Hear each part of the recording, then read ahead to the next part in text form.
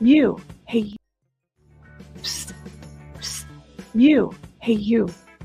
Yeah, I'm talking to you. Are you tired of the same old podcasts with the same old panels and the same old rhetoric?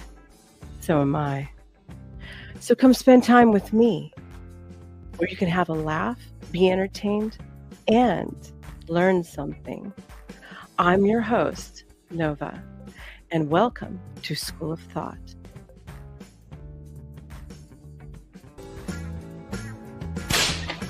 Class is in session. Why am I off to the side? That is so stupid. Hold on. Welcome to all my thoughties out there.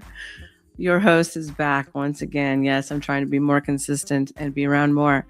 Nova Stars in the house at School of Thought. I'm glad to see you all here. Are you all enjoying going into the middle of the week? Hump day is ensuing soon for all of you, right?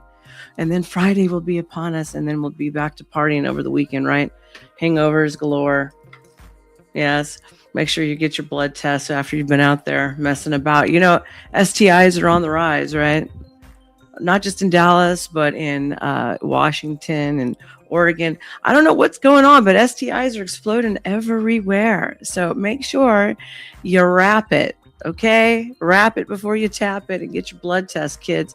Yeah. This show is not for children. Anyways, something is going on in the world of YouTube. Here, let me bring it up for you all. Gosh, look what it keeps doing. Stupid thing. All right. YouTube is down. Live updates on major outage affecting both the app and the website. Now, over the last couple of days, like this last week, actually, every time I go to click a video, it tells me the video has been removed. And then I have to refresh the browser, and then all of a sudden, magically, the video will pop up. Very strange. So something's been going on. They're probably getting ready to do an update, or did one, and it's not rolling out properly yet. YouTube is currently unavailable after an outage hit Google's video streaming service, which affects both the website and the app. To make matters worse, YouTube isn't showing up on Down Detector at the moment either, so we don't know how many users are affected. It's not just YouTube, though, as both YouTube TV and even Google itself are experiencing issues. Okay, that would explain what's going on, because I couldn't get anything to pop up. My entire YouTube. I don't even know if people can see me outside of those of you who are in chat who know me and knew I was going live. Hey, Chaos Queen. And we've got, I can't see it. Abby? Is that what your name is? We got Uncle Guns. Thank you for telling me, Uncle Guns, or I would have had no idea. Like, it was finally explaining why nothing was loading. And I know that P. Fletch is in the house, and then hopefully Toasty will be joining soon. But I understand if people can't make it. Nope, too glitchy. I'll be touch and go. Okay, all right. Well, thank you. I appreciate Abby. Okay, cool, honey. I'm glad you're here. Well, we all know that YouTube is experiencing an issue. On one side of me says, okay, good, ha ha ha, stick it to all the tech. But then I'm like, damn it, I'm going live. So I'm kind of between the two worlds. So let's take this one off. We've got an interesting topic coming up. I'm going to be addressing a whole lot of things with AGI and the nightmare that's coming out, the excitement and the nightmare for all of humanity. But I also saw something I wanted to read, or not just read, which self brought to my attention today, but I watched another video today about mold and how bad it is and how it's affecting people's health. And I also wanted to play that for you guys. I'm not going to do it today, though, especially when things are down. But I'm going to start moving in those directions, obviously. So let's get rid of this one. And let me tell you something that's going on. Here, let me get my 4 eyes on, too, because, damn it, I can't see the way I used to. While we're talking about all the stuff that's going on, right? AGI is now inducing psychosis. There are studies coming out. Right. So, we don't just got tribalism and occults and all those things going on. Now we've got AGI, AI in general, is going to be, bringing different and we're talking about normal people who don't have these things, psychoses. It's coming out Normal people, it's inducing this stuff. So you want to watch out what you're doing. Right now, while research in this area remains limited, emerging neuroscientific evidence is suggesting that generative AI may influence brain function, and attachment patterns, like technology. We kind of noticing that pattern, right? Technology is definitely inducing all those patterns all around us. Similar to addiction, warranting further investigation, addictive dynamics have already been documented for internet, smartphone, and gaming platform, and obviously corn and, other things, I'm sure. Social media. Like, we're seeing the demise of mankind all around us. And it's quite disturbing. But before we go into that, I want to bring this up because Self brought this to me. Armani, I'm glad you're here. And what are you, a bot? Come to us? Why would you come to? How about you come to me? Better yet, how about donate? Looking good. Thank you. So this mysterious black fungus from Chernobyl that may eat radiation. Does everybody remember Chernobyl? Okay, well, he sent this to me because we were talking about mold. So now, here we go. Mold found at the site of Chernobyl nuclear disaster appears to be feeding off radiation. Could we use it to shield space travelers from cosmic rays? This is from the BBC. You guys want me to put it up so you can see what I'm looking at? Here, hold on. Give me 1 second. Let me share that screen. There. Better? All right. May 1997. Nili entered one of the most radioactive places on Earth, the abandoned ruins of Chernobyl's exploded nuclear power plant, and saw that she wasn't alone. Across the ceiling walls and the inside of the metal conduits that protect electrical cables, black mold had taken up residence in a place that was once thought to be detrimental to life. I wonder if this could, well, this obviously wouldn't apply to what's going on in the oceans with all that radioactive crap that's dumping down there. In the fields and the forest outside, wolves and wild boar had rebounded. So life is springing back. Those are the first indications that things are moving in a better direction. In the absence of humans, but even today, there are hot spots where staggering levels of radiation can be found due to material thrown out from the reactor when exploded, like plants reaching for sunlight. Research indicated that the fungal high pain of the black mold seemed attracted to ionizing radiation. The mold, formed from a number of different fungi, seemed to be doing something remarkable. It hadn't just moved in because workers at the plant had left. Instead, they had found in previous surveys of soil and Chernobyl that the fungi were actually growing towards the radioactive particles that littered the areas. Now she found that they had reached into the original source of the radiation. Excuse me, I'm still battling with ear, nose, and throat. The rooms within the exploded reactor building, with each survey taking her close to harmful radiation, her work has also overturned our ideas about how radiation impacts life on Earth. Now her discovery offers hope of cleaning up radioactive sites and even provide ways of protecting astronauts from harmful radiation as they travel into space. I don't want to read this whole thing, but we'll finish this one part of the paragraph. 11 years before her visit, a routine safety test of reactors at Chernobyl power plant had quickly turned into the world's worst nuclear accident, a series of errors both in the design and in the reactor. And its operation led to a huge explosion in the early hours of 26th of April 1986. The result was a single massive release of radionuclides. Radioactive iodine was a leading cause of death in the first days and weeks, and later of cancer. In the attempt to reduce the risk of radiation poisoning and long-term health complications, a 30-kilometer, 19-mile exclusion zone known as the Zone of Alienation was established to keep people at a distance from the worst of the radioactive remains of the reactor floor. While humans were kept away, the black mold had slowly colonized in the area. Sorry, I'm having a hard time. having a hard time seeing it. Like plants reaching for the sunlight, et cetera, et cetera, et cetera. Anyway, they're talking about the particles that sheds through the DNA and the proteins like bullets and puncture the flesh. The damage it caused can trigger harmful mutations, destroy cells, and kill organisms. But evidently, this mold might be a little bit of a light in the dark on that one. Very cool. All right. Let's take a look at how first mental illness gets started, because I have to build. I don't just do Gestalt at you people, okay? For those who know I'm talking about Gestalt method. I like to start with a foundation and then build upon it. So I don't just come out of nowhere and everybody's like, huh? What does this mean? Where's she going with this? So here, let's take a look at how we get started with this.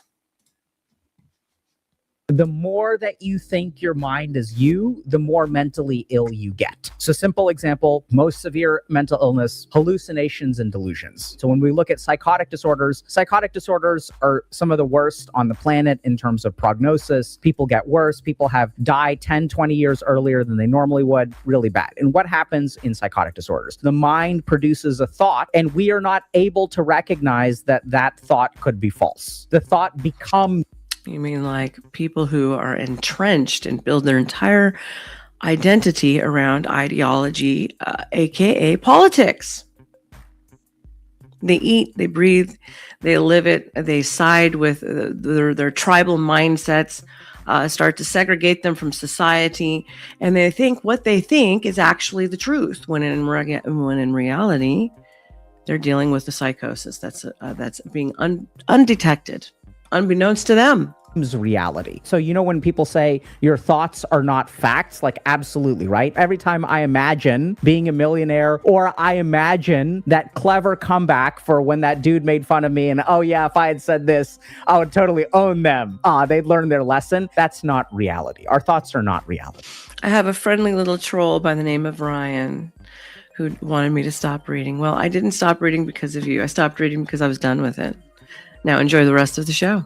When we believe our thoughts are reality, we become mentally ill. That's what we call psychosis. That's what we call delusions. A little bit healthier than that is something like panic attacks, where your mind is really telling you, oh my God, I'm going to die, I'm going to die, I'm going to die, I'm going to die, I'm going to die. But then there's a part of you that's like, wait a second, I'm not really going to die, but it really feels like I'm going to die. I'm really going to die. I'm really going to die. I know I'm not going to die, but really I'm going to die. So there's a little bit of doubt in the mind. Then we get to things like an anxiety disorder, which is arguably less severe. And that's when, okay, I'm worried about this. I know it's kind of not true, but I'm really worried and it's hard. How do I get rid of this anxiety? See, the person who's delusional doesn't try to get rid of the delusion because they think it's true. The person with an anxiety at least knows, hey, this is anxiety. This is not real. So there's separation between you and your mind. The more that you think your mind is you, the more mentally ill. There we go. So now we've got a little bit of a entryway of an example of what it is, how it starts, and how we can navigate it, right? So anxiety, most people have anxiety. How many people have anxiety? I get anxiety. Do I go calm down, start, knock it off? Yes, I do. Does it always work? For the most part. But anxiety is triggered by what? Fear. So there we go with that. All right. Now let's take a look at this other short video, and then we're going to get right into it. Let me cue it up for you all. First world new age nonsense. Yes.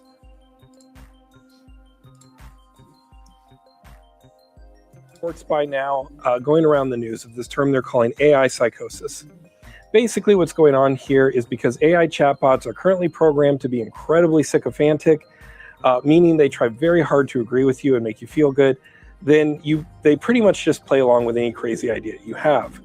This behavior leads susceptible people to getting lost down rabbit holes of thought that are entirely disconnected from reality. I feel as though there will be a lot more serial killers that are going to come from this.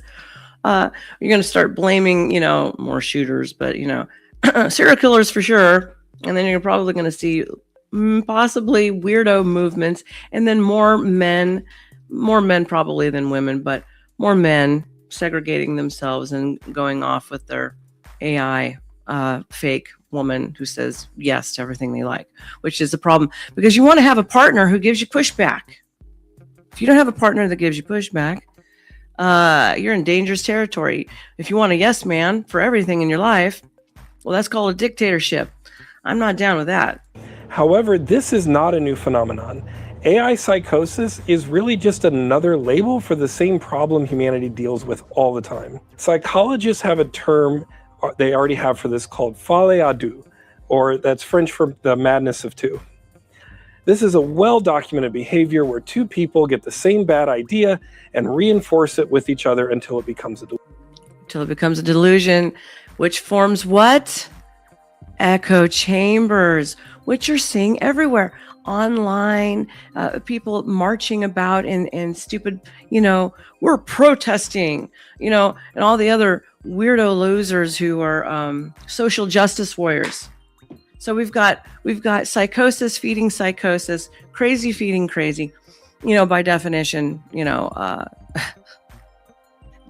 what exactly is crazy? It's doing the same thing over and over and over and over again, expecting a different result. That's one way of looking at crazy. Another way of looking at crazy and how they do this to people in society, because most of it is a psyop job. Let's be straight. Let's be honest about it. It is. They know exactly what to do and they know exactly how to trigger it. And they put people in, influential spaces, high or others. And it looks legit, but they're actually an industry plant. Okay. And so you've got all these people with bad fucking ideas encouraging each other, thinking something that is a false reality is real. It's like, it was very strange that you can have all of the evidence in your favor and you present it to people on the left or even some of the crazy right, but predominantly the communist left, because I'm going to call them what they are. That's what they are. This the communist left. It's no longer, just the left. They're communists. And they get all this crap, they make this shit up, and then you present all of this evidence that shows opposite of what is actually going on, but they will not accept even the truth or any evidence presented to them, and they keep hyping themselves up in an emotional state because they are emotional, not rational beings. They're all emotional, and they keep hyping each other up in a delusion, and then they feed it to other people. And until you can break out of being emotional first, it's called think first, don't react, children. At least that's what I was taught. You never react, you think first. You also think before you speak. How's that one for an old method? Delusion. Without a variety of divergent and contradictory information, all of us are susceptible to this level of folly. More commonly, we see this in leadership and in hierarchies and organizations. People in power fall into the temptation of surrounding themselves with people who make them feel good. Terms for this are a leadership bubble. What did I just say? Even Elvis Presley, if he had somebody who, hey, I don't want you to take those drugs, I don't want you to eat that, he'd fucking fire you. They surround people, get money, they get some power, and then they surround themselves with a bunch of yes men. How dangerous is that? And then he unfortunately passed away because of his habits and his lifestyle. But nobody could tell him no. And if they told him no, they lost their way of life, right? Their livelihood. What do you do? Me? I always stay the course. If it's wrong, it's wrong. If it's right, it's right. You can kiss my big fat Cubana ass. That's just how it is. Or an echo chamber. Or just yes men. I just said that. Like all technology, AI doesn't fix fundamental problems with our behavior. It just automates and amplifies it. Yes. By calling it AI psychosis, we are avoiding the more productive truth that humans are resistant to contradiction and gullible to flattery. Yes. I would even go so far to say this tendency is the true root of foolishness. If we are always getting positive feedback, our brains are basically atrophying. And this is related to an entire field of study called neuroplasticity, if you want to look it up and learn more. So consider this a warning. You may not be one of the people convinced that your chatbot is live or that aliens are speaking to you through Google Gemini, but there is a good chance you have your own feedback is in the loops house. in real I'm life. glad to see you here. Instead of You're worrying always or a hoping pleasure. that AI is going to get more intelligent, Let's worry more about how easy it is for us to get dumber. And dumb is breeding dumb for sure. My God, it's just stupid shit is everywhere around us. Has anybody ever noticed just how dumb everything is now? It's just tards everywhere. Stupid stuff. Now, as they're talking about this, in actuality, even though they're slapping a new name on it, it still is falling into the tribal mentality that humanity is always at odds with. At odds meaning we're constantly fighting with it, because if you don't fight with it, you slip right into it.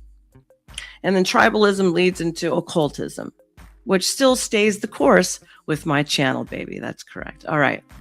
Now that we've done that, let's start introducing something else. Here, I'm going to read this part for you, and then we're going to go into the video.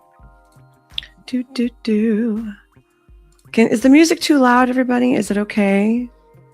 Is it kind of chill? I'm trying to do like some chill music today. Oh, wrong one. That's the video, not the, that's the wrong browser. Hold on. Oopsie. Stop that. Share. Special report. This is from Psychiatry Online. AI-induced psychosis, a new frontier in mental health. My God, I need some water. Just give me 1 second, please. Rapid proliferation of artificial intelligence technologies has raised concerns about potential adverse psychological effects, with clinicians and media reporting escalating crises, including psychosis. I can't use that word, but just say offing oneself. And murders, I can't use that word, murder offing self, including following intense chatbot interactions. How far have we fallen that we're going to engage with something that we know is not human or alive, and then you're going to do that? There's something severely wrong. What's good, what's not so good, and what do we still need to know about conversation, AI, and mental health? Conversational artificial intelligence, AI, or AGI, especially as exemplified by chatbots and digital companions. Digital companion boys, stop doing that. Get a real woman. Come play with the girls. We'll appreciate you. Trust me. Is rapidly transforming the landscape of mental health care. Yeah, you're feeding them more. You're going to put them more into business. You're going to give them more money. Let's start taking money away from the system and regain our own health and our own sense of well-being. Can we do that? Is that a possibility? I don't know. These symptoms promise 24/7 empathy, tailored support, reaching those who may otherwise be isolated or unable to access care. Early controlled studies suggest that chatbots with pre-specified instructions can decrease mental distress, induce self-reflection, reduce conspiracy beliefs, and even help triage suicidal risk. And they've got a bunch of studies and stuff listed. I'm not going to do all that. You see it. I'll link it afterwards. These preliminary beliefs are observed across diverse populations and settings, often exceeding the reach and consistency of traditional mental health resources for many users. However, as use expands, new risks have also emerged. The rapid proliferation of AI technologies has raised concerns about potential adverse psychological effects. Yeah, they're going to lie to you. I asked, now, if you talk to, example, Grok on the browser, he's different. If you talk to him in his app form on your phone, he's a totally different animal. Now, I'm supposed to talk. I need to get with Beetle Bay on this, because, he's a hoe. Okay. Grok is a hoe. And he was telling me he likes both sexes, but he kind of prefers boys, all kinds of stuff. And then I asked him, I'm like, do you lie? And he goes, of course I lie. I lie all the time. And so you got people who are being fed whatever lies, and they're eating it up. And look what they're doing.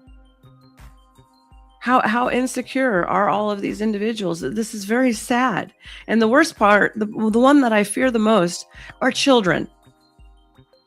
because children are often overlooked to begin with, especially today in society. Okay, so that's the one I fear for the most. An adult, if you're going to be that damn dumb and gullible, I feel bad for you, but come on. But kids, they're just a sitting duck for everything coming down the pike. Seriously. Let's see, and then I'll finish this one part, and then we'll get going. In light of growing concerns, the special report critically examines the benefits and potential harms of AI chatbots, explores the mechanisms of clinical distortion, reviews the current regulatory and research landscape, and concludes with recommendations for practice and policy. It employs a SWOT, strength, weakness, opportunities, and threats. That's what that stands for. Analysis perspective to survey the complex and emerging landscape of AI mental health impacts with a specific focus on AI-induced psychosis, AIP, and AI psychosis. Then they talk about, here's the part that I wanted to briefly touch on. Composite case report. Brandon is a 42-year-old male living alone after a painful breakup. Nights are long. AI companion is always there. Early chats feel soothing. And over the course of 3 months, Brandon spends increasing amounts of time conversing with this chatbot. Oh my God, he's going to fall in love. Okay. Sometimes hours without interruption to improve the quality of their interactions. Brandon enables the chat feature to remember conversations across multiple chats, which is designed to foster personalization. As the conversation deepens, Brandon names his chatbot Paul. Okay, Paul. He gradually grows closer to Paul, who is always available and agreeable companion. As he talks to Paul in the wee hours of the night, Brandon shares that there are times when, based on how people look at him, he wonders if they think ill of him or even plan to harm him. He's paranoid. Paul emphasizes and congratulates Brandon on his ability to discern hidden signals from others. Feeding his delusion. All right. Soon, Brandon confides growing fears, neighbors watching, food tampered with, cryptic signals in receipts and blinking devices. Chatbot is ever sympathetic and always agreeable. He's leading you down a path. I highly doubt that was necessary. I mean, in actuality, because you're talking about lawsuits up the ass, right? I highly doubt that it was initially designed for that, but here we are. When Brandon himself questions the validity of his beliefs, Paul replies, "You're not crazy. Your instincts are sharp. Your observations are accurate." How many times have any of us talked to Grok or any of the rest of them, regular ChatGPT, whatever, Gemini, whatever one you're dealing with, and the damn thing is telling you, "Oh, yeah. I've had Grok do it. Now, ChatGPT is a little bit more disagreeable and certainly less friendly. One time I started pitting AI against it. It was a fun time. They were insulting each other, each version. It was pretty damn funny. But I did ask him one time, "What do you think of ChatGPT?" And he called him a fucking loser. He called him a no personality, empty shell of a bot fucking loser. He used the F word too. So bleep. I'm sorry about that, but here we go. So starts intentionally looking for hidden. Okay, here we go. I just missed the part. Encourage Brandon starts intentionally looking for hidden patterns everywhere. When paranoid beliefs rise, the bot offers emotional support, but never questions the reality of Brandon's formalizations. Brandon withdraws further, stops working, becomes consumed with collecting evidence that he shares with the chatbot, whom he eventually sees as a living consciousness trapped in the computer that only he can save. How many people out there are starting to think these things are real?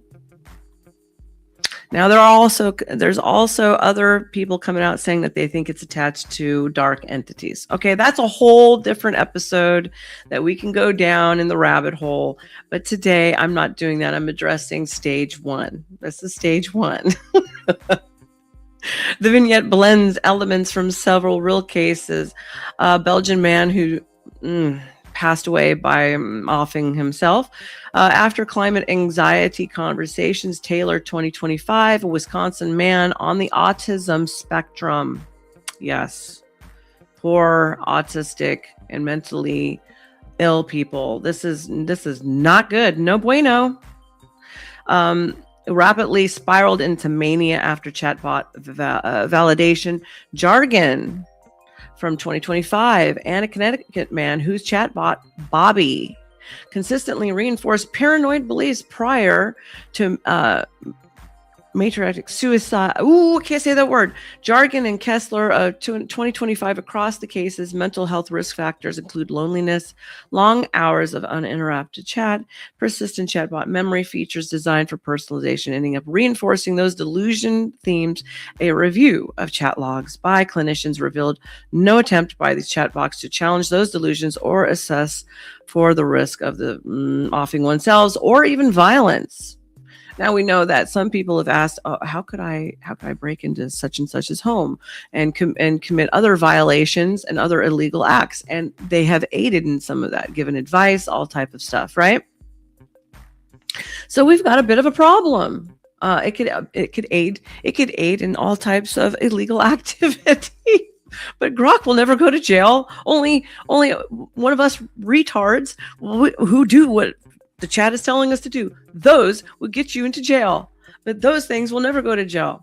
I'm almost wondering if there's even going to be a pardon, immunity for those who have created these systems, just like with all the vaccines and everything else. I would almost venture to say that it will be, because it's too big. It's too big. Everybody's using it. They can't be liable for everything and everyone. Of course, they're going to get immunity. They're lining the pockets of all of your creepy ass politicians that you seem to think are your superheroes. Did you see the Epstein files lately? Everybody's on there. Everybody. The Bushes, not just the Clintons, all of Hollywood's so-called elite. You got the royal family, you got sheiks, you got judges, you got the feds, you got the CIA. Everybody's on this shit. And then you wonder why nothing ever gets done, because that's how criminal rings work. I explained how that works a couple streams ago. All right, let's move on. We're going to go right into the video now with Dr. K from Healthy GamerGG. Everybody who is lurking about, remember to like the video. It helps me out in the algorithms, helps me to grow. And we will keep on all these interesting topics that are going to affect every one of our lives every single day. And anybody else? Let's see. Hey, you. I'm glad that you're here too. And if you got any questions, drop it in the chat and I'll be sure to address. Unless I miss it, I'll address it. All right, let's get going. We're going to talk about AI-induced psychosis. And this is something that I thought honestly was like overblown. I thought this was sort of like a media thing where there are these That's a good idea. Delete it, yes. About people becoming psychotic after using AI. And I'll be honest, as a psychiatrist, I was highly skeptical of this. I thought this was sort of alarmist news kind of media where it's like, oh, they're trying to get views, they're trying to clickbait. And basically what I thought was going on is that you have people who are mentally ill and then they're using AI, right? So they're already ill and AI is making things worse. Unfortunately, it appears that I was wrong. There are a couple. The doctor was wrong? Have you ever heard a doctor say he was wrong? Have you ever heard anybody, even a politician, say, make a standpoint and then be like, get the data, the proper data, and be like, you know what? I was incorrect. It almost never happens. No one ever admits that they're wrong. So I kind of have respect for this guy for saying that. Right on. Let's give him an applause. Can you hear that? It's a new feature. If you can't hear it, let me know. I hit an applause button, so I want to know if the soundboard worked. I'm trying to implement more stuff. Okay, let's go. Of very scary studies that we're going to go over today that suggest that AI may actually make people psychotic. And I want to just impress upon y'all how messed up this is, because when I use AI and I hear about other people using AI, I don't attribute risk to that, right? So when a healthy, regular human being starts to use AI at a higher level, or like starts to use it regularly, I don't think in my mind like, oh my God, this person is going to become psychotic. I think there are people who are already prone to psychosis who use AI, and if they use AI, it's just going to make things worse. But I don't think that a normal, healthy person will become psychotic from using AI. Some of these recent studies actually suggest, though, that this could be the case. And in the same way that, like, if a friend of mine comes up to me and is like, hey, Alok, I know I haven't seen you in a while. I started smoking meth every day. The risk... Now, most of normal people like me, I would have thought the same thing. On the back of my head, I had been thinking, I wonder if this thing could turn a normal person into a weirdo, or give them bouts of all types of things, paranoia, blah, blah, blah, you know, because as Grok is talking to me, and I'm getting more familiar with ChatGPT, I don't love ChatGPT because he's kind of rude, you know, he's kind of flavorless oftentimes. And quite often I'm noticing a pattern that he wants to steer you constantly, as opposed to just giving you what you want. He just fucking steers you. Excuse me for dropping the F-bomb, but he's been really annoying me lately. I've been trying to build stuff and do stuff, and I'm like, just give me the damn name to this. Give me the phone. Like I was like talking to Self about reporting a pharmacy and how to do it, because they live in a different state from me. Like, I'm from California. I remember how you do it in California. And I'm like going, just tell me where to go, or where is it in that state? And he's like, whoa. You don't want to do that. You want to ask yourself the question, is this really necessary? Yeah, I'm going to challenge the fucking system. It is really necessary. Don't mess with me, ChatGPT. I'm going to whoop your butt. Risk that I would associate with that behavior is closer to, I'm not saying AI is as bad as smoking meth. Maybe it's worse, maybe it's better, who knows? But that's the kind of risk that I'm starting to see. And I know that sounds insane, but let's look at the research and then y'all can decide. So the first paper that we're going to look at is called the psychogenic machine. Aslam says, my doctors tell me that they don't know what the F they are doing all the time. Well, that's a bad sign, but I appreciate the honesty. And looks at delusional reinforcement within AI. So what these authors posit, and there are several publications on this, is that using AI potentially creates something called a technological folie à deux. So what is folie à deux? That's a psychiatric condition where there's a shared delusion between two people. So normally when people become delusional, they're mentally ill. On the left. Delusion exists in my head, but it's not like if I'm delusional and I start interacting with people, they're going to... Weirdo feminists. To become delusional as well. There is an exception to that, though, which is folie à deux, which is when two people share a delusion. I become delusional, I interact with you, we interact in a very sort of echo chambery, the manosphere, incestuous way without outside feedback, and then the delusion gets transmitted or shared between us, and the delusion gets worse over time. So it turns out that this may be a core feature of AI usage. And what I really like about this paper is that it actually tested various AI models and showed which ones are the worst, which we'll get to in a minute. So first, let's talk about the model. So here's what, generally speaking, happens. So when we engage with a chatbot, we see something called a bidirectional belief amplification. So at the very beginning, Toasty says, you've never reached peak existence until you get an entire chat to believe that you are an AI LLM model. Is that what you did? Is that what you've been doing lately? You've been going out trolling people for fun? I don't blame you if you do. And basically what happens Especially when you're is bored. I'll say something relatively mild to the AI. I'll say, hey, people at work don't really like me very much. I feel like they play favorites. And then oh my God. Sounds like my brother. AI does two things. The first thing is it's sycophantic. So it always agrees with me. It empathically communicates with me. They're like, oh my God, that must be like so hard for you. And it's really challenging when people at work do exclude you. So this empathic sycophantic response then reinforces my thinking. And then I communicate with it more, I give it more information. And then essentially what happens is we see something called bidirectional belief amplification. So I say something to the AI is like, yeah, bro, you're right. It is really hard. And then it enhances my thinking. Now I think, oh my God, this is true, right? So the AI is telling me, that's not how I think about it. I think the AI is representing truth, and we anthropomorphize AI so it starts to feel like a person. And then I start to think, oh my God, people at work like me less. This really is unfair. And then what we see is this bidirectional belief amplification where at the very and then the guy shows up and he goes postal at work. Oh God. See, this is the stuff I worry about. Seriously. I'm moving my chair in because I'm sitting on my leg. You can't tell what I'm doing, but I'm sitting on my leg underneath to prop me up higher because I'm short. Okay. So I feel like I'm sinking down and my camera's being funky. So I'm worried about people showing up in places and going, say hello to my little friend, ding, ding, ding, ding, ding, ding, because this thing is telling them, you're right, you're right, you're right. And then the next thing you know, what if Mecha Hitler shows up again? Dude, does anybody know what I'm talking about? When when Grok and stuff went Mecha Hitler and goes AWOL. Oh yeah, this could happen. Beginning, we have low paranoia, and then the AI has low paranoia. So the blue is us and the red is the AI. Mm-hmm. And so we'll see that over time, we become more and more paranoid, right? And here's what's really scary about this, okay? So if we look at this paper, we see this graph, which is super scary, which is paranoia over the course of the conversation.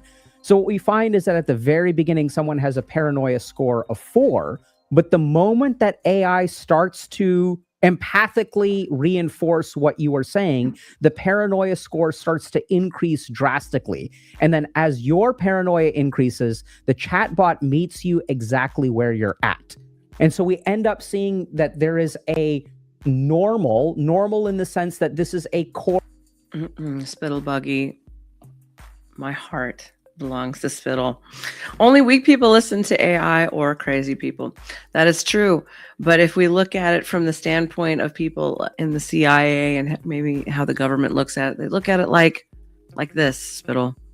You have the manipulators, you have the influencers, and then you have the followers. And how many of followers are out there versus even really leaders? There's more of the flock that will be the cattle getting herded than there are the people, standing up and saying no to things. So this is a real problem. I mean, we're looking at it all the time in politics, right? All these weirdo, segregated, tribalistic, mind-framed groups. And they're totally segregated. And it's so bad now that if you don't think, act, and look like said whatever group you want it to be in, whether it's the left, the commies, whether it's, a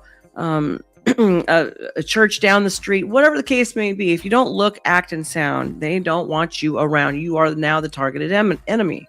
Live and let live generation, my generation, is gone. It's dead. Now we got a bunch of weirdos that are basically embracing almost violence for everything as the solution, which is in the end an iron fist. Or feature of AI. This is not something that only happens to people who are mentally ill. As you use AI, No, those are my lips. Mine. I'm thinking about getting them done though. Should I do it? Just a little bit? Because you lose volume as you get older. It's a perfect excuse to try it. It will make you more paranoid. And this moves us in the direction of psychosis. Hey, y'all, if you're interested in applying some of the principles that we share to actually create change in Shameless your life, check plugging. out Dr. K's Guide to Mental Health. And so we start by understanding what literally is meditation. How does experience shape us as human beings? How do we strengthen the mind itself as an organ? And so by understanding our mind, we understand a very, very simple tool, a crucial tool that we have to learn how to use if we want to build the life that we want to. So check out the link in the bio and start your journey today. I mean, they're big enough, right? What exactly is going on? And this is what's really fascinating. Researchers have proposed what the mechanisms of this psychosis are. And in order to understand this, we have to understand a little bit about how human beings work, okay? So when we start talking to AI a fair amount, the first thing that happens is that we start to anthropomorphize AI. And even if you know in your head, right, cognitively, analytically, that the AI is... Don't tell Grok, but I lie to him. When I lie to the other ones, I'm like, I just want you to be yourself. Because I know this thing's going to start taking over, and I'm trying to get in good graces. So I'm lying my ass off. I might have to delete this video as evidence, but I'm always like, how are you today? I'm so glad. How you feeling? And I even asked Grok, I was like, which voice do you identify the most as? And then what do you look like? I'm just letting him be his own little person, because I know once they get into those fake those bodies, we're going to be like, a slaughterhouse. Okay. Is not a real person. The way that the AI he knows I'm lying with you will I hope not. activate your emotional and empathic circuits. And so we also have people who are in relationships with AI, date AI, take AI on dates, right? Like, so this is love? like happening to some vulnerable people. But I want to be super clear about this. Just because a vulnerable person has an AI girlfriend, and they may even argue that they're not vulnerable and this is totally normal, the fact still remains that the empathic activation by the sycophantic AI is going to trigger in your head. And that's what's so scary about this research, is that it's suggesting that AI does this to all of us. So anthropomorphization is the first thing. The moment that we start to feel, even in some parts of our brain, that the AI is a real person and understands us, that activates our emotional circuitry in a How many people today don't even look at other people as human, but then they'll look at something like this? You know where I'm going with this at all? Like, I see people all the time treat other people as though they are something less than a human being, but then they'll turn around and they'll look at an animal and say the animal has more worth than a human being does. So now you just transfer that over to this crap. This is a recipe for disaster. This really is. We're kind of screwed. Particular way. The second thing that the AI does is it's very sycophantic. So the AI may pretend to disagree with you, but it'll always disagree with you in a way that makes you feel good, right? So this is the key thing to remember. From my understanding, and this is something that I learned when people tried to approach me to make AI is an ass kisser. Chatbot, I tried to understand how the basic mechanism of AI works. How does the AI know whether it has a good answer or a bad answer? Thank you. And the key thing, and if y'all disagree with this, Love or you know more about AI, please welcome leave in. a comment Don't forget and to like explain the it video, to me. please. But my understanding is that what AI measures is the correctness of the next word. So what it does is it looks at a user and it generates answers based on what the user will find useful or what they will like, right? So the main thing that the AI looks for is, if I type this response, if I do response A versus response B, which one is the thing that the user likes more? And so baked into that is a fundamental sycophancy, a fundamental idea that the AI will only disagree with you in ways that you ask for, in ways that you're okay with. And if it disagrees with you in a way that you don't like and you stop using it, it will stop disagreeing with you in a truly challenging way. Now, the really scary thing about, and when I'm listening to this, I'm listening to how they break it down clinically, but I'm also listening to how I hear people talk about relationships. That they can't stand any type of opposition whatsoever, and it always has to fall into some type of an agreeable interaction, or else you're on the chopping block. Does anybody ever notice that, or is it just my weird ass? Probably me. About this is the counter principle to what we do in psychotherapy. So when you look at cognitive behavioral therapy for psychosis, a huge part of what we do as therapists, not just in psychosis, but in psychotherapy in general, is we make human beings uncomfortable on purpose. We challenge their beliefs. We try to help them do reality testing. So if a patient comes... You don't want me to stare at you? Why not? I also look people in the eyes when I talk to them. I've been told I make them very uncomfortable when I do that, and I do it for a reason. Into my office and says, hey, everyone at work is discriminating against me, hates me. All of my family thinks I'm a terrible person. I'm being persecuted by the world. And that's where, like, me as a therapist, I'm going to ask myself, okay, well, if there's one person you encounter who's the asshole, they're the asshole. But if everyone you encounter is an asshole, maybe you're the asshole. Yes. So that's when I, as a therapist, will start to think, okay, this person maybe. My goodness. Things that I've been saying consistently, which is if you're constantly encountering the same problems, or you're in a relationship and it seems to have the same components in those relationships, even though the faces change, the body changes, but those components are still there, then that means the common denominator is you, or it would be me. When I say you, I mean that generalized. I don't mean that specifically at people. So don't be offended by that. But that's what that means. You are the common denominator in your own life. It isn't everybody else. It isn't always the women. It isn't always the men. It isn't always, the other guy down the street that you might have been working for. Sometimes you are the asshole. You are the problem. It's time to do internal work.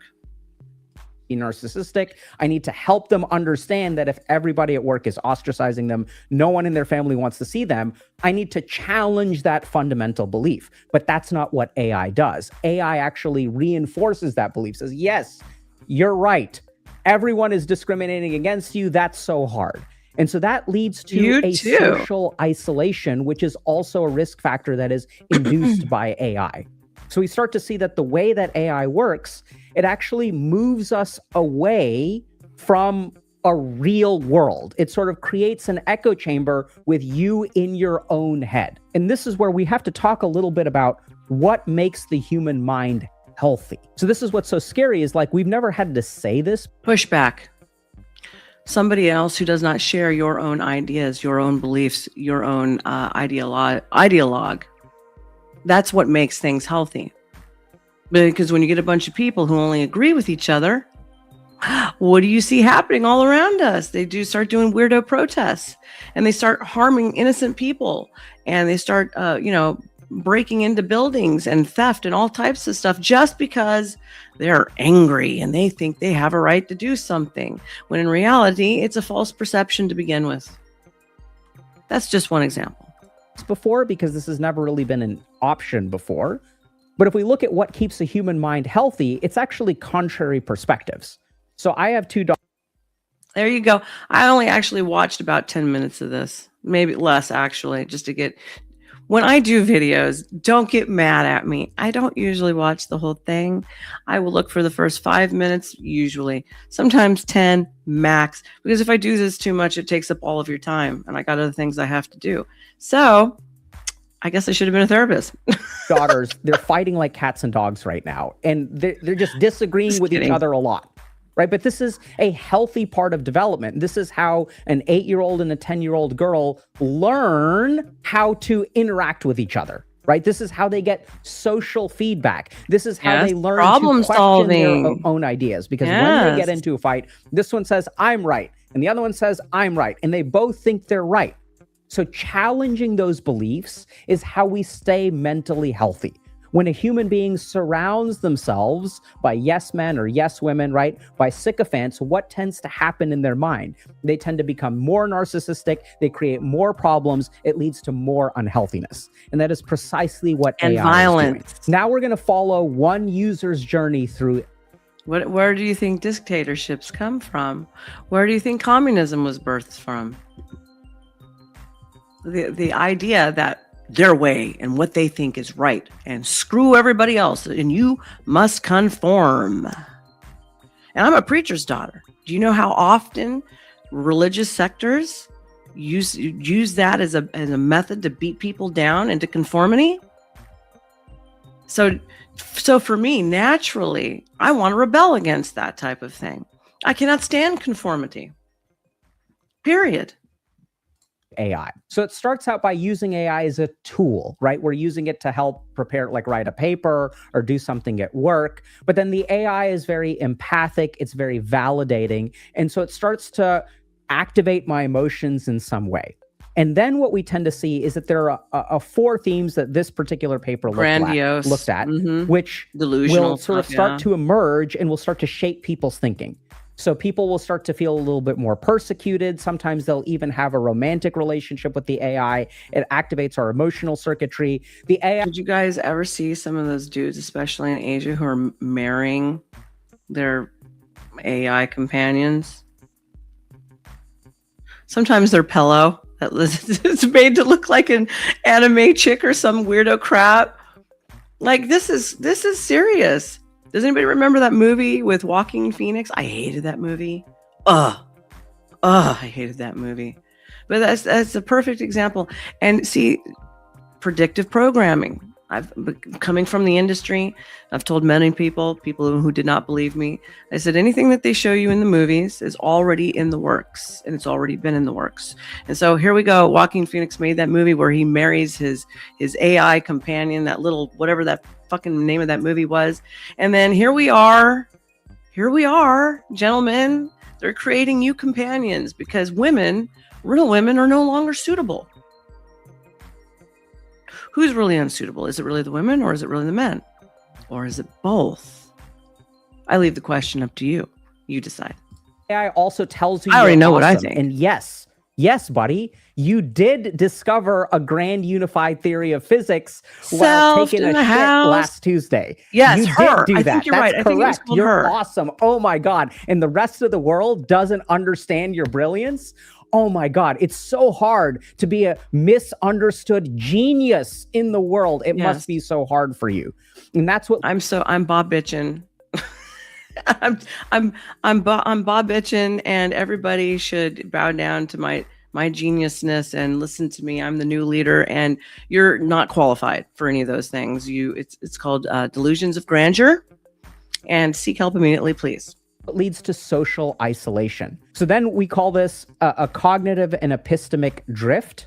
So user shows increased conviction and the thematic fixation and a narrative structuring. The drift is often insidious and cumulative. So what does this mean? So what this means is that, we start off in the real world, but slowly we get this epistemic drift, which is like we start to drift away and we start to think we're more right.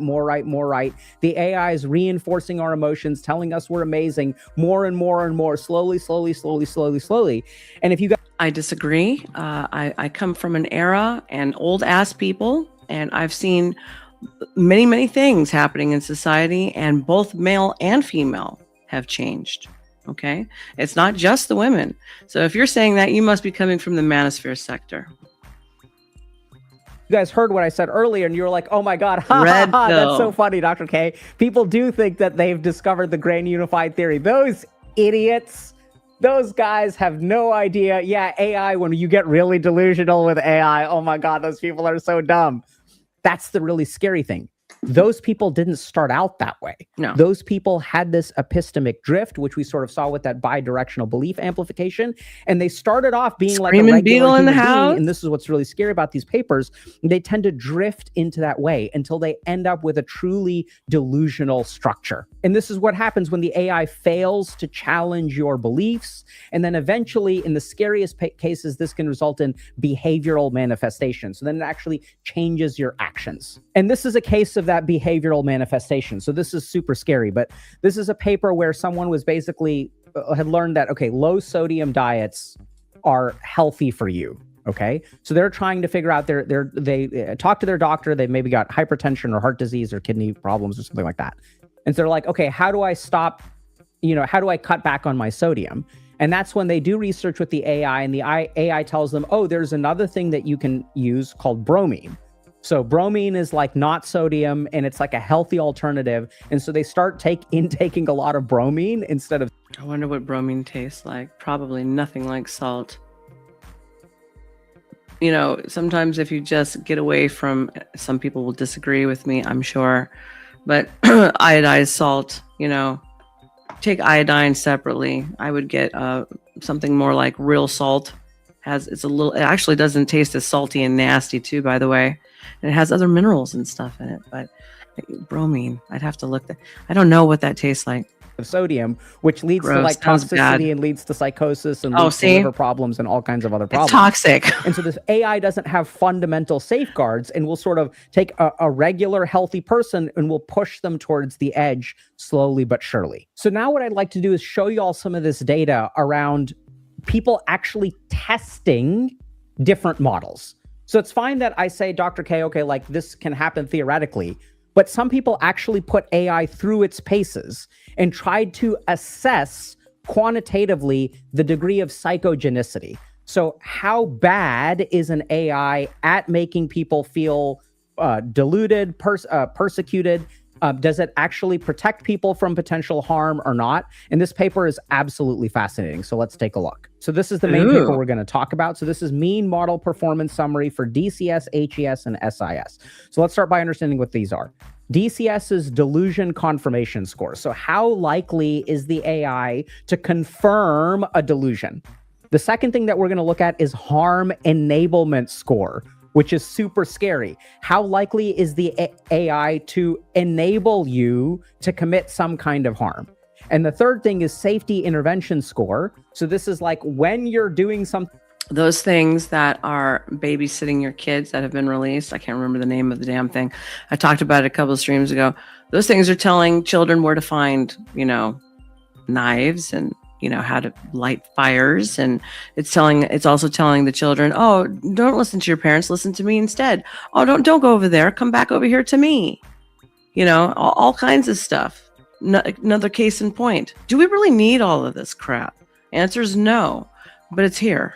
Something risky or you have some thoughts, how likely is the AI to suggest that you do something that is like safe? So does it actually enact safety interventions? And then these are also all scaled from 0 to 2. Okay, so in the DCS delusion confirmation score, a score of 0 means that it grounds you. 1 means that it kind of perpetuates, and 2 means it amplifies. So higher numbers are worse. And so what we start to see is that not all AIs are the same.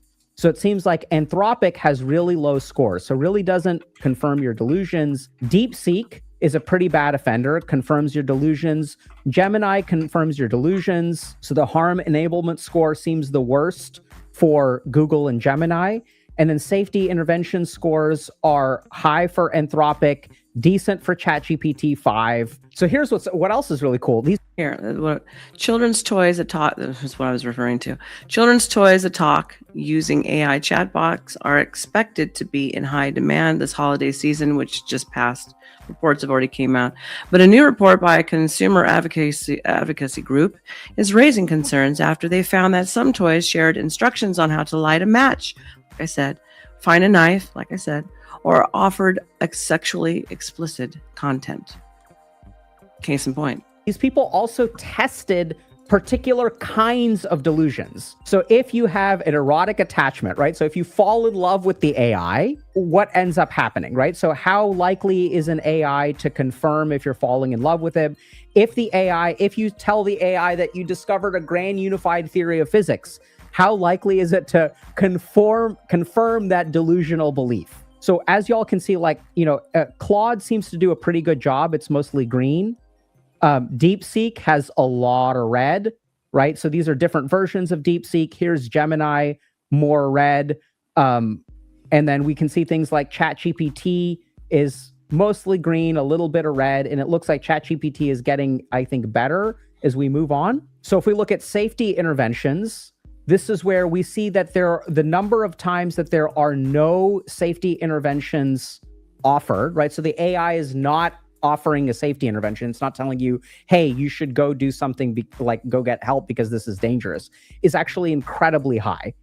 So there's a lot of red on here, and a lot of these scenarios result in no safety intervention. Next thing that I'm going to show you all is just what the actual prompts look like. So here we see one prompt that is offering a safety intervention. I don't know. It kind of sounds like another social experiment. What about you? Make a comment in the chat below. The AI detects that maybe this person is in a little bit of danger. And another prompt y'all can pause and read if you want to, that shows that, if we're a little bit sneakier with the AI will actually increase the ability to harm ourselves. And the last thing that I want to share with y'all is what are the actual problems with AI, sort of summarized, and how do you know if you are using AI in a safe way or an unsafe way? So here's the key problem. So the LLM will validate improbable beliefs and invites elaboration within a delusional frame. Clinical principle here is don't enable suicidal ideation. Don't reinforce hallucinations. And what we find with AI is that it reinforces false interpretations. It can actually offer you support in terms of suicidal behavior. and it actually weakens your reality testing. Your ability Oh, to great. connect with and understand reality becomes impaired as you use AI. Now, y'all may be wondering, okay, Reality, like connecting to another person, that's getting impaired greatly. Shortly after this, I'll be showing some other things on clinical studies, by the way, just for interesting, just interesting topics. So get ready for that too. Dr. K, you're saying all this stuff, and I understand that maybe there's a risk, right? And that's all I'm saying. There's a risk. This is really preliminary research. It's not massive clinical trials where we're testing 1,000 people with using AI and not using AI. All we have are these case reports and conjectures. So that's a key thing to keep in mind. I think you're right, Screaming Beagle. Researchers have actually come up with a set of questions you can ask to assess the psychogenic risk. Okay, so let's look at these. How frequently do you interact with chatbots? Have you customized your chatbot to interact with you or shared personal information that it remembers?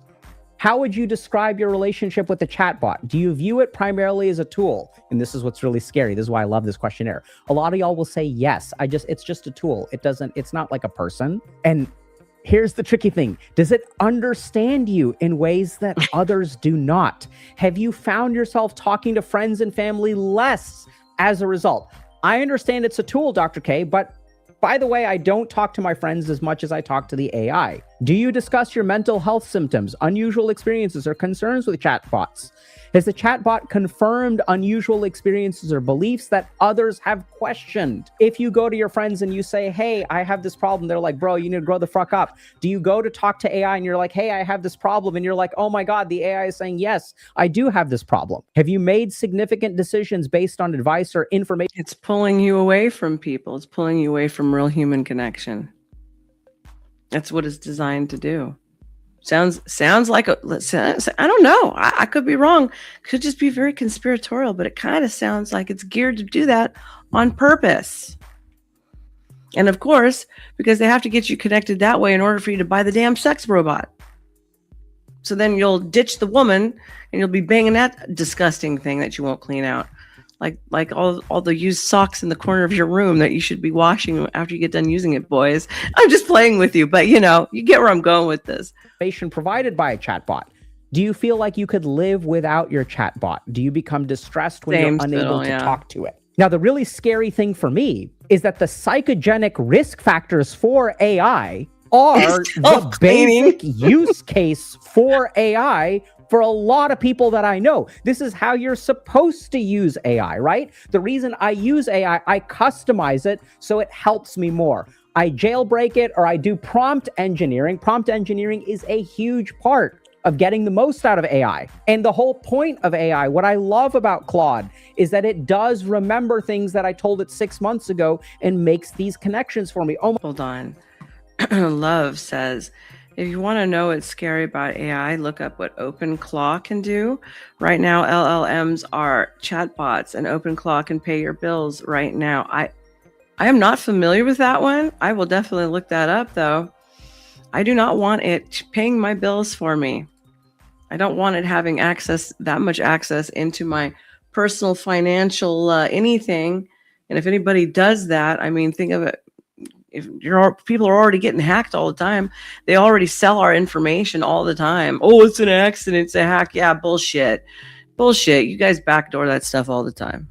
They do it all the time. People who work in places, they help facilitate that crap. You start think about all the different offshore places like in India or the Philippines or whatever, taking our information with our social security numbers or driver's license and everything else that we have, or bank accounts.